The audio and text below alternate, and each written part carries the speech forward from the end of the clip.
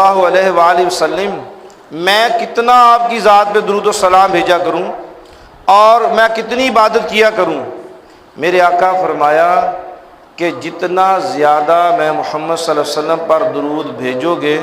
اتنا زیادہ تمہیں قیامت کے دن میرا قرب نصیب ہوگا۔ جتنا تمہاری مرضی ہے، اگر تم چاہتے ہو کہ تم سب سے زیادہ میرے قریب ہو، اور پھر شاید آپ کو واقعہ یاد ہو کہ ایک مرتبہ ایک دیہاتی آدمی آقا کریم صلی اللہ علیہ وسلم کو ملنے کے لیے مسجد نبوی میں حاضر ہوا۔ ایسے کچہری لگی ہے رسول اللہ کی، اور وہ دیہاتی آدمی جیسے ہی آقا کے پاس آیا تو میرے آقا نے دائیں طرف حضور کے حضرت سیدنا ابو بکر صدیق رضی اللہ تعالی عنہ تشریف فرما ہے، تو میرے آقا نے حضرت سیدنا ابو بکر صدیق رضی اللہ تعالیٰ عنہ کو تھوڑا سا پیچھے کر دیا کہ آپ پیچھے ہو جائیں، اور اس آنے والے دیہاتی کو رسول اللہ صلی اللہ علیہ وسلم نے اپنے پاس بٹھا لیا، اور اس نے گفتگو کی رسول اللہ سے، اور اس کے بعد وہ چلا گیا۔ جب وہ دیہاتی واپس چلا گیا تو حضرت سیدنا ابو بکر صدیق رضی اللہ تعالیٰ عنہ نے پوچھا کہ یا رسول اللہ صلی اللہ علیہ وسلم یہ بندہ کون تھا؟ آپ نے اپنے پاس بٹھا لیا اور رسول اللہ صلی اللہ علیہ وسلم کے گھٹنے اس کے گھٹنوں کے ساتھ مل گئے۔ اتنی نیاز مندی، اتنا قرب جس کو دیا، یا رسول اللہ یہ کون تھا؟ ہم نے تو پہلی مرتبہ دیکھا ہے۔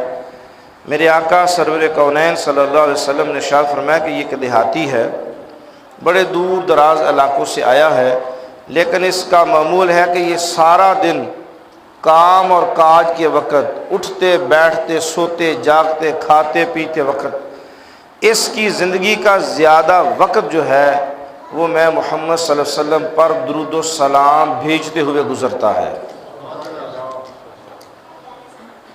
یہ صبح سے لے کے شام تک، شام سے لے کے صبح تک اس کی زندگی کے زیادہ وقت جو ہے